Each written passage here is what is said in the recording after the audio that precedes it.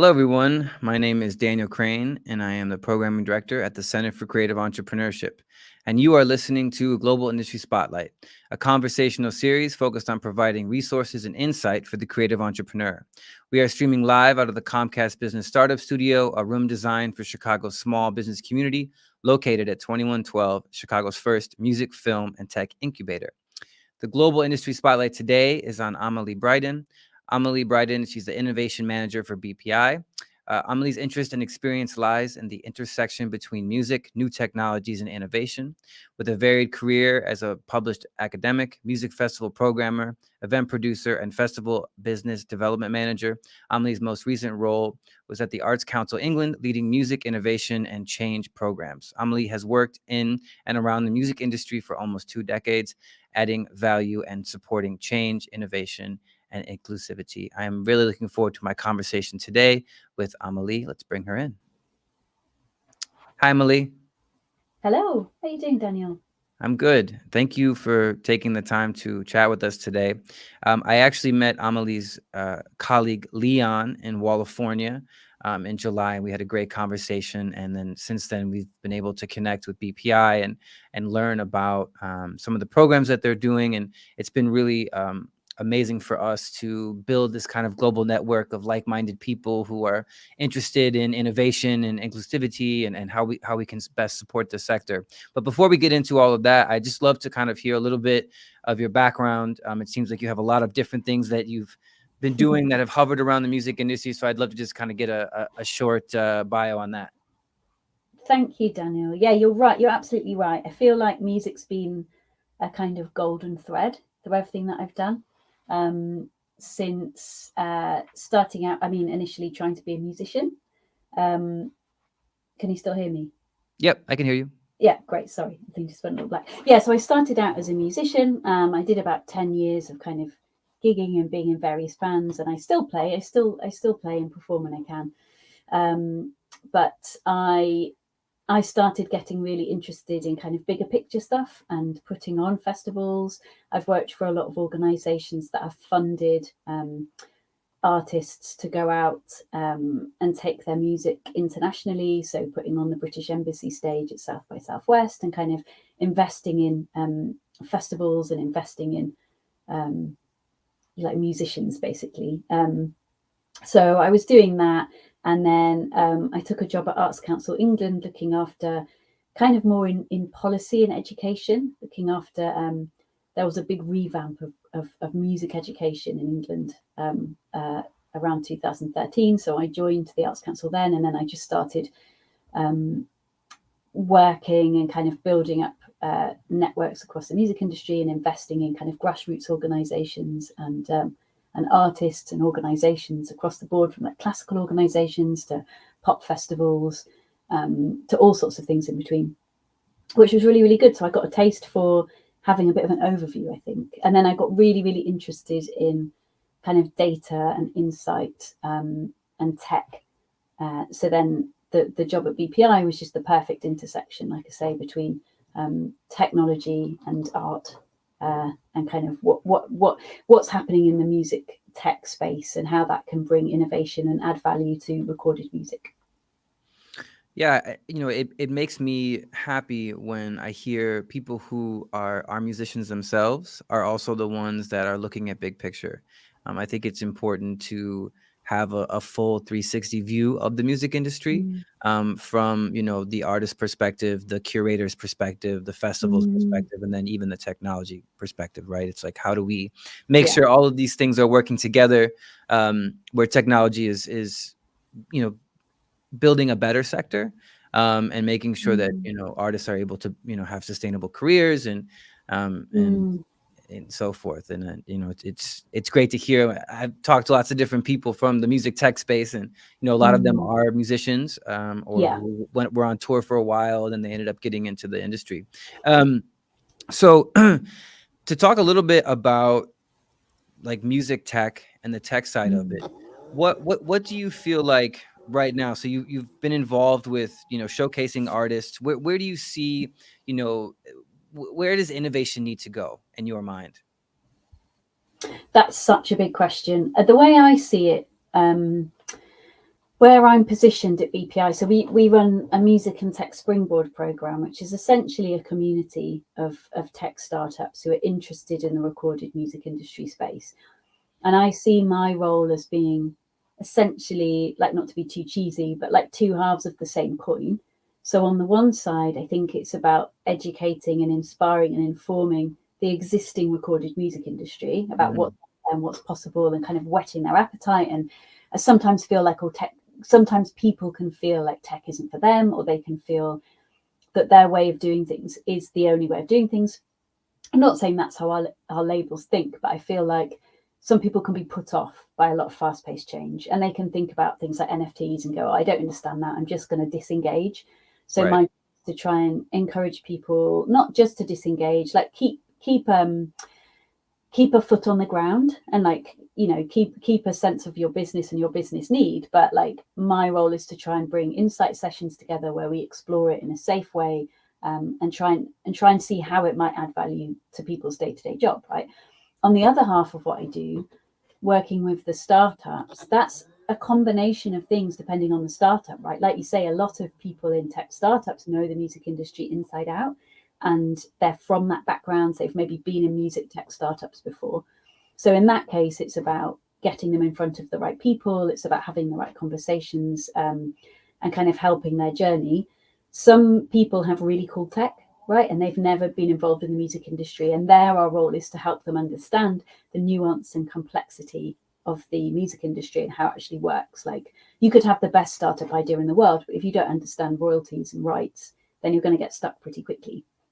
So there's partly that. And then something else that I'm really interested to explore in the role is kind of going out there and finding really cool tech and startups who don't necessarily know much about the music industry, and see if Mm. we could bring them into the fold and think, well, what happens in the education space or in the health and well-being space if we start introducing you to music partners? Let's see what happens. So it's a reasonably big brief, I guess, but it's about being the middle person, really, and kind of translating one set of needs with another. That's great. And I completely agree and see the importance of how uh, providing education just for the industry in general is so important. There's a lot of artists don't know all the tech stuff that's out there. They don't really understand kind of, even if you were to say music tech, like, what does that mean? Is that my software? Is that my hardware? Like, what are you Mm, talking about? And then even to bring in, music labels and, people who are in the industry to be a part of that conversation is so important. yeah. For my own journey, the learning about the music tech space has been really fascinating because I had Mm, no idea of just all of the different types of companies, different types of technologies out there, or or problems that people are trying to solve, and sure. related to the industry, like what you're talking about, like people that know about the music industry, like how do we aggregate data together so we can Mm, make informed decisions? How do we make sure that when artists are, their music is being licensed, that they're actually getting paid? How are they able to track that, right? yeah. And then of course there's lots of conversations about Web3 and NFTs. But I Yeah. loved the last thing you said, which was kind of bringing outside tech Mm. companies or ideas that are not necessarily related to music and combining that. Can you talk a little bit about maybe an example of that, or something that you've seen that has worked or that you're interested in exploring?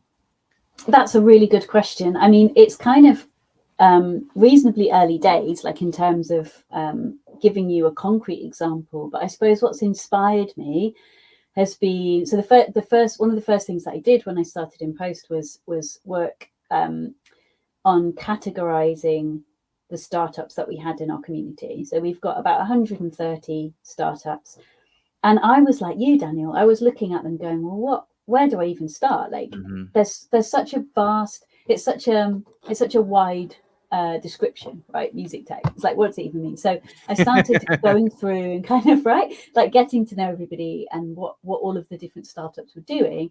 And then I was like, right, okay, I'm starting to see a pattern here. So we've categorized there's about 8 different categories. Like 8 is quite a lot in Yeah. terms of the tech startups that we're working with. So everything from B2B, royalty collections, using AI to kind of measure the analytics of radio play across the world, services that, you know, provide back office support for record labels. And then there's loads of stuff in the kind of live experiential and gaming side, where it's interesting then to kind of reach out and work with artists and rosters. There's kind of marketing, merch, promotion, direct to fan. And it's really, really interesting. And what I've noticed is that there's 2 or 3 categories where like most of our startups are sitting. And that's probably because they're from a music industry background. They're serving a very niche function because they've been in the industry and they've identified a problem. When we start looking at things like health and well-being and music tech and fintech, there are really huge gaps. It's like maybe 1 or 2 startups in that space. And so I thought, well, wouldn't it be interesting to go out and see what's happening in that space? I mean, in health and well-being, I mean, there's absolutely almost limitless potential, whether that's syncing music into like gaming, like fitness apps, or whether that's, you know, looking at kind of dementia and like the incredible role that music can play in sort of dementia treatment and support. I feel like that's the kind of place where the UK music industry could be really well placed with its kind of reputation and its roster and its artists and its innovation to be kind of working more collaboratively with different sectors who maybe haven't considered music because it's not really their background. So it's a little way off, but I think definitely that music education tech. I mean, we have a really great startup working with us called Lyrica, who are all about educating like language learning through lyrics, which is fantastic and something that you can see happen really well with film, with foreign language film, or even just reading subtitles while you're watching shows is proven to really help with like certainly with children understanding and grasping language. So I think there's lots of things that could be done in that space that aren't your traditional kind of music tech startups. Yeah, in terms of, I remember there was one at California, Munai, or Yes. which, are you familiar with that? Yeah, so that was like a health-based Yes. app, you know. Really Are interesting. they a part of your program, or? I'm talking to them. I'm hoping to catch Yeah. up with them next week actually, and kind of bring that in exactly for that reason, because they are music related, but the focus is kind of femtech, and that's also something that I'm really interested in. So yeah, very excited to be meeting them. Yeah, I think it's important, you know, to always acknowledge when we're in these, you know, startup spaces or music tech spaces, the voices that are not there, and kind of, you know, the people that are, you know, running the industry or have been running the industry for years, and how we can kind of bring in, right, these different ideas. You know, femtech. I mean, what a fantastic just idea. You know, inspire my you know, young daughter. Yeah, right. You know, and you know, and also just looking at how, you know, one, of course, like people want to make revenue and are building tech instruments to you know, to make money, but also how are we, you know, innovating in a way that improves the industry, and helps, you know, and makes it more inclusive and more welcoming for all. And for the Springboard, can you just talk? I'd love to hear a little bit about just the Springboard program, like what the program looks like. You know, I've definitely already sent a couple of companies kind of your way to check it out. Just talk a little bit about that specific program for you know, for music tech. Of course I can, Daniel. Yeah, so it launched in 2020, and it basically launched as a series of videos. And these videos are amazing. They're still really worth a watch. They are all about different aspects of the music industry, the recorded music industry. There are some amazing speakers, like the highest profile record execs you could possibly imagine, talking about all aspects of how the music industry actually works. And that's where we started out. We started out as, let's make sure that tech startups know how the industry really works, to educate them, to save time, to add value to the music industry, because like the tech companies we work with actually know what problems we're dealing with, right? So that's where it kind of started from. And then, so fast forward these couple of years, what we now have is essentially a community. Like, it's called a program, but there's no definitive start and end point. Once you're a member, you get free BPI membership. So you get to come along to our networking events, you get to come on our online training, you get to continually have that kind of live feed, if you like, from the music industry and what's happening. You get access to kind of weekly, monthly, and annual stats, like state of the music industry reports. You're really kind of invited into the fold, but it's not an accelerator program. It's not an incubator program. It's really about building a community of startups who are just interested in that space. So we have like newsletters that go out. We have networking sessions. We always feature Springboard startups in all of our wider BPI member label stuff. And then we're looking kind of at different pathways through the program now. So we're starting to think, right, if you're pre-seed, if you're just like a couple of people and an idea, what can we do? Probably mentoring, matchmaking, partnering you up so that you can get some free music use cases. Similarly, if you're, like I was saying, a tech startup from a different sector who's interested in music, it'll be a case of, introducing you to one of our over 500 indie labels or music companies, or maybe even one of the majors, and just kind of start like introducing, brokering conversations, helping to support. And then obviously there's different levels of need within that community, which we're just investigating now. So there's a constant driving need for understanding more about investment, introductions to VC investors. So we're looking at all sorts of things like starting a competition or working on ways to develop pitching programs where at the end you could, pitch to various VC investors or angel investors, or maybe even our majors. So there's lots of opportunity in there, but it's quite bespoke. It's pretty much like whatever you need out of the program, we'll work with you to try and achieve that at this point in time anyway. Yeah, I mean, it sounds extraordinary. It also sounds like a lot of work, in terms of like when you're designing designing programming, but you're talking, and here at 2112 CCE, we are not an incubator as well. We don't have a start time or an end time. We are, a creative hub that kind of does all the different things that you were talking about. So just to give our listeners an idea, what is BPI? I know what it is, but I would love for you just to give a short explanation. Yes, of course. So we are quite unusual. We are the British Phonographic Industry, which sounds terribly old-fashioned and British, but we're essentially we're a members trade organisation for the UK recorded music industry. So our membership comprises the 3 major labels, and then, as I say, about 500 indie labels across all genres like classical, jazz, pop, rock, dance, electronica, and music companies like Believe and The Orchard, and distribution companies. We also have associate members across the board. We're also a member of UK Music, so one part of an umbrella organisation. So we do all sorts of things to protect our members' rights and lobby government on various issues and promote UK music at home and abroad. So across our membership, we represent about 85% of all UK recorded music. We run the annual Brit Awards and the Brit School, the Mercury Music Awards. So really our mission statement is to promote UK music at home and abroad. Okay. Yeah, it was very interesting to learn about BPI, because I don't think there's really an organization like that in the US that really represents, all of the labels that I'm aware of. There might be. But I just think for, people who are listening out there and who are starting music tech companies, I mean, those relationships and the access that Amalie's talking about is absolutely priceless. It's, with what I've learned, especially in this space, is it's the relationship building and the networks that is the most important. I mean, absolutely the funding is important, and learning about and the education piece. But what I have found is that when you connect the dots of, the people who can actually help you and help you along the way, that is really the key to building a successful company, or building out a successful idea.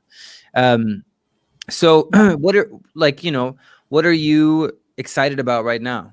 Like it can be related to BPI, maybe something just random. But is there just some things that you're excited about in the music industry or the tech industry or in general? That's a really good question. I'm excited every day, Daniel. I'm excited by hundreds of different things every day.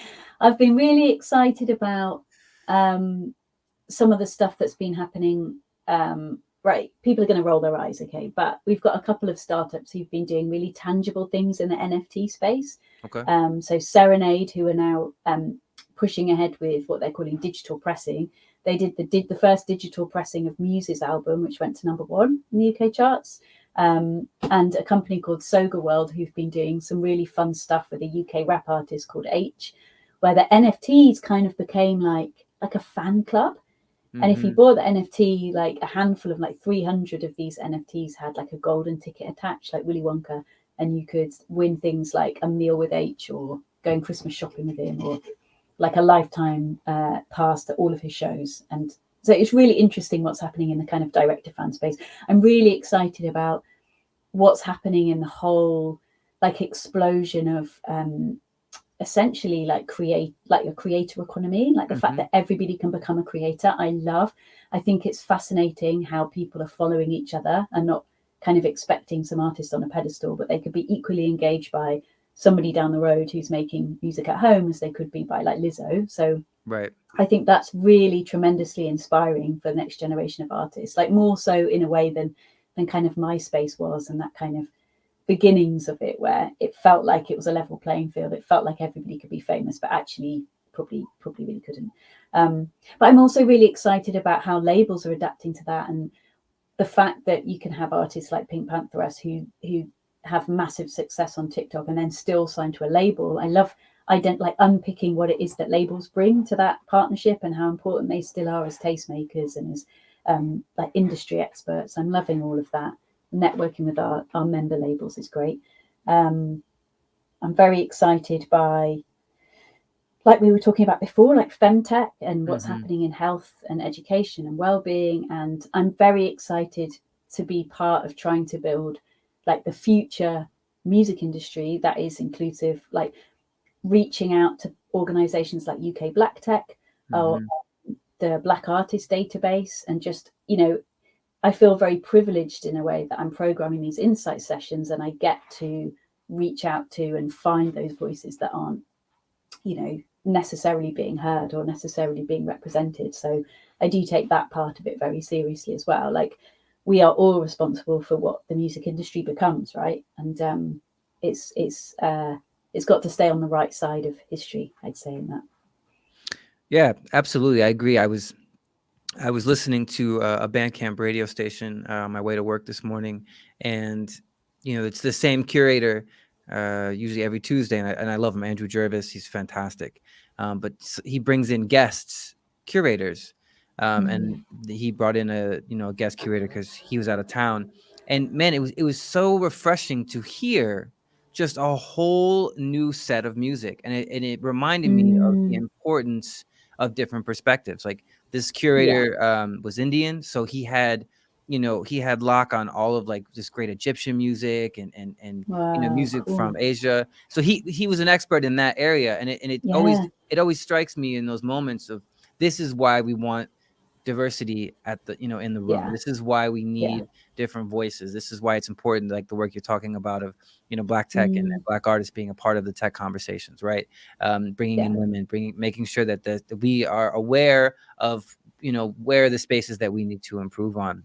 Like you say, like whose voices are missing, but also like from a music discovery point of view, like I love that. I really want to do an event next year on music discoverability, because like the algorithms can be amazing, right? And they've kind of changed everything, but at the same time, constantly being fed stuff you already know that's similar is kind of it's taking people down little rabbit holes, I suppose, isn't it, of taste. And people don't really think like that. So where's the kind of human tastemaker influence gone in the algorithm, and what can the industry do to kind of claw that back, I guess? Yeah, I see it as being we're just gonna all end up in these like small communities, like that's how I see. Everyone's gonna have their niche, really specific niche thing that they're into, and there's gonna be curators of that niche, and I mean some of it will be AI powered or algorithms, but I'm hoping that humans have a chance as well. At least something, like, So Yeah. Because I love hearing, I mean, and obviously I'm a little older, but hearing a person talk about the music is great. That's just Yeah. it's whether there's a story behind it, or Yeah. this was their first record. I mean, there is something that is very um you know engaging about that. The same way that there's been so much, it's been really popular, like podcasts have become so popular, right? Like everyone Yeah. has a podcast. Businesses are seeing Yeah. podcasts as being a marketing tool. Like, Sure. and I think, right, what are podcasts? Just two humans talking. Yeah. um so that's interesting to, that discovery piece, because the algorithm pushing music, it's great, but it's also, I feel like now I've really kind of dug deeper into, because I really like, Mm, I make it a point for myself to listen to music that's happening in 2022, right? Like yeah. I can always go back to the things I love to hear, but what's Mm. happening this year? Who are the artists that are putting out new stuff? How do we discover them? How do we support them? But I could talk to you about this forever. Um, but I also just want to go back to a couple of things you said. One being kind of the NFT space, Mm, and I think for a lot of artists, they see the potential of it. Some of them have already had mm, success in it. How would you approach educating a musician who's like, hey, I have this piece of music, it's doing pretty well, I want to put out an mm. NFT with it? What would you say to them? And then what do you know of, since you talked about it, how uh, labels or this NFT company specifically talked about is reaching its audience? I mean, is it through Discord? Is it through like a fan, email list, or how are those connections? Yeah. I mean, I'm going to hold my hands up. I'm definitely not like an NFT expert. Like I'm Yeah, I'm not learning, like either. I think a So lot of that's people are. So I would recommend an artist interested in the space to, I could certainly put them in contact with some creative agencies who are working in that space, right? And I right. think the best way of learning, I always find the best way of learning is finding a tangible story, right? So you could talk about abstract NFTs until you're blue in the face, but seeing actual use cases, that's what makes it kind of click. And that's what makes it go, oh, I see. So it could be like that. It could be like that. Essentially, it's another sales mechanism. Yeah.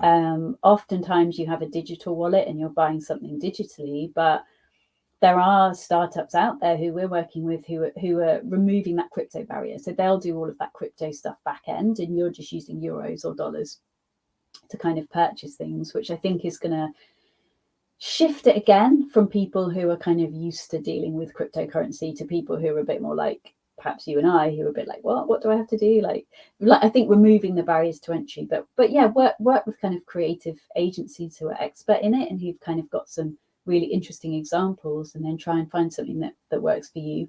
I'm also quite interested in researching the kind of environmental impact of NFTs, and Mm, I'd want to make sure that I was making a really I'd want to make sure that I was asking myself what I wanted out of it, and if it was reaching audiences in new ways, that's one thing. If it was reaching particular audiences like the gaming community who are already right. online, then I'd consider um, I just consider researching that basically and finding out what it is. Like I do find that the intersection of gaming and music really, really fascinating as well, and I feel like that's a huge other topic to explore, perhaps another date. But yeah, I kind of ask yourself what you wanted out of it. Find some Yeah. examples of some NFTs that you thought were really cool, and then go to some experts and kind of get some decent advice on it. Really.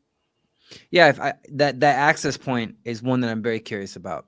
Mm, Of who can buy NFTs, who's selling NFTs, mm, how do you get people? I know that there's a label in San Francisco called Empire, and the owner is Ghazi, and he dropped a record and spoke at South by Southwest on how the record was all about crypto. I think the guy's name was Money Man. He dropped an NFT with it. He did interviews in like Forbes instead of doing like rap blogs and stuff like that. He wow. went to Yeah. like finance blogs and talked about cryptocurrency, and he used Cash App because Cash App has the Yeah. toggle where you can go between um, I think Ethereum or Bitcoin and cash. So Mm, that's an interesting subject to think about of how to, Mm, because I love the concept of NFTs in the sense of artists being able to have another revenue stream, and yeah. the secondary market and all these different markets as you are selling it or it's being Mm, sold, that artists are able to collect some sort of royalty on it. yeah, I think it has a lot of potential and is exciting. definitely. And I know we're gonna be closing up soon, but I want to send a shout out to Felix from Measurevent. When you talked about sustainability, I thought about him and his company that he's building. And when I was in California, I was so impressed and grateful to be listening to conversations about sustainability, Mm, specifically in England, how music festivals and event promoters and concert people can come together and build a sustainable yeah. sector. This is a conversation that's happening a little bit in the US. I think Europe is definitely Mm, ahead of the game when it's focusing on it, but it's going to be a mm, conversation everywhere, regardless whether we want to or yeah, not. yeah, So, sure. so that's another, and that's the other part, right? Like, how can tech help with that? How can it, Yeah. how can it give us the information we need to build sustainable events? Well, Amalie, I really appreciate you, taking the time to talk to me today. It's great to be connected. I look forward to, kind of watching what BPI does, all the programming you guys are doing, and it just sounds super fascinating, interesting. And if I live close to England, I would definitely come and check it out. Um, but not, but it was great to be connected with Leon, and at California, and you as well. Thank you again for talking with us. Thank you so much, Daniel. It's a real pleasure to be here, and keep doing all your really excellent work as well. The same applies. If I was out there, I'd be dropping in all the time. I love it. Thank you again. What a great conversation with Amalie Briden, Innovation Manager of BPI. Obviously, an expert, a thought leader in how do we build a better music industry. Point blank. What can we do? What tools can we use? What tech tools? What voices can we bring in? And how can we look at even the sector differently? I really enjoyed hearing what she had to say. I'm going to put below. This is the website, bpi.co.uk. Check out their Springboard program if you are in tech. I think it's a great community to be a part of if it works for you. So definitely check that out. Again, my name is Daniel Crane. I'm the program director at the Center for Creative Entrepreneurship. And this was another episode of Global Industry Spotlight, a conversational series focused on providing resources and insight for the creative entrepreneur. We are streaming out of the Comcast Business Startup Studio located at 2112, Chicago's first music, film, and tech incubator. Thank you to Comcast Business and Shore for providing the tools necessary to make our programming possible. Visit cceglobal.org to register for free workshops offered by our partners. Find us on Instagram and Facebook, and tune in next Thursday for another episode of Global Industry Spotlight. I'm wishing everyone a wonderful end to their week and a great weekend. It's beautiful here in Chicago. It's 70 degrees. I can't believe it. But anyways, take care, and we will talk with you soon.